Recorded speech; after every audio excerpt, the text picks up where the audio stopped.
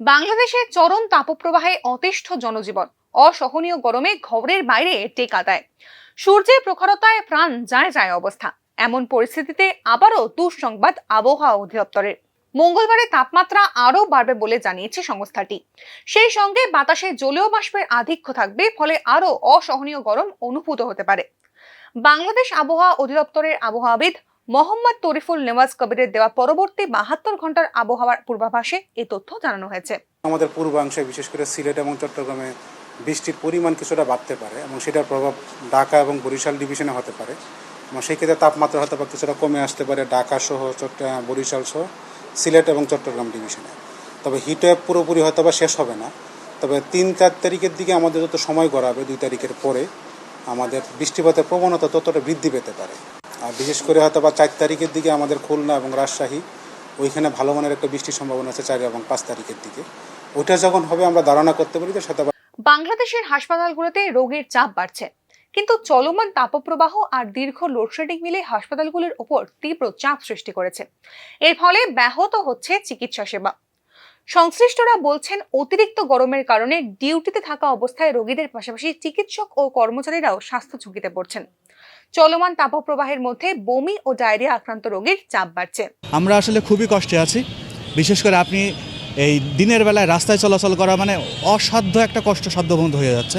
মানে দিনের বেলায় চলাচল করা মানে এতটাই কষ্ট যে রাস্তার পিচ পর্যন্ত গলে যাচ্ছে, আর শরীরের যে অংশটুকু ফাঁকা থাকছে সেগুলো তো আসলে একদম পুড়ে যাওয়ার মতো আছে। পিচের যে একটা তাপ, সেই হিসাবে মানে আমরা মনে হচ্ছে যে এক কথায় সেই দোজকে বাস করছি চুয়াডাঙ্গার মানুষ। সকাল থেকে যে কয়েক লিটার যে পানি খেলাম, খেতে পায়খানা ভিত্তিকে করা শরীর, এবং ওর স্যালাইন খাইছি মনে হয় কালকে মনে হয় 13টা।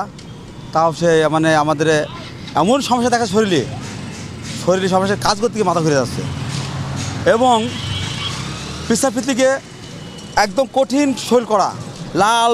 বাংলাদেশের চলমান অতি তীব্র তাপপ্রবাহের কারণে হিটস্ট্রোকে গত এক সপ্তাহে 10 জন মারা গিয়েছেন। এর মধ্যে সোমবারই 3 জনের মৃত্যু হয়েছে হিটস্ট্রোকে।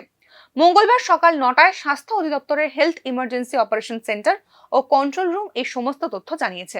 গরমের কারণে ডায়রিয়ার হার বেড়ে চলেছে। কাল থেকে আমার বাচ্চা ডায়রিয়া, বমি, জ্বরে আক্রান্ত হয়ে এখানে নিয়ে আসছি কুড়িগ্রাম সদর হাসপাতালে। এখানে খুব গরমের কারণে থাকা যাচ্ছে না, পাখা দিয়ে বাতাস করতেছি।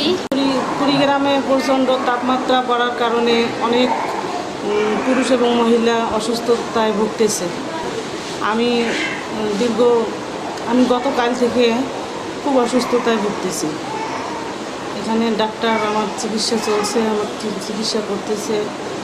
3 দিন ধরে অসুস্থ, গরমের কারণে ডায়রিয়া ছিল, কিন্তু এখন এই সদর হাসপাতালে এসে একটু হলেও সুস্থ আছে। এখন যে রোদের অবস্থা, আগে কাজ করতাম 500। এই গরমে সকলকে সুস্থ থাকতে বিভিন্ন উপদেশ দিচ্ছেন চিকিৎসকরা। তবে এই অতিরিক্ত তাপপ্রবাহ যে গ্লোবাল ওয়ার্মিং এর কারণ, সে কথাও বারবার বলছেন পরিবেশবিদরা। সেক্ষেত্রে গরম কমাতে নিজেদের সাবধান হওয়ার পাশাপাশি গাছ লাগানোর কথাও ভাবতে হবে। ঢাকা থেকে মনির হোসেনের রিপোর্ট, নিউজ নাও।